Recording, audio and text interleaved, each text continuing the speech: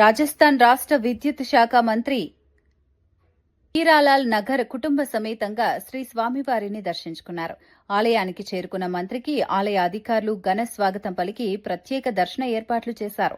అనంతరం స్వామివారి సేవలో పాల్గొని ప్రత్యేక పూజలు నిర్వహించారు. దర్శనం అనంతరం ఆలయ ఏఈఓ రవీంద్రబాబు మంత్రికి స్వామివారి తీర్థ ప్రసాదాలు, శేషవస్త్రం, చిత్రపటాన్ని అందజేశారు.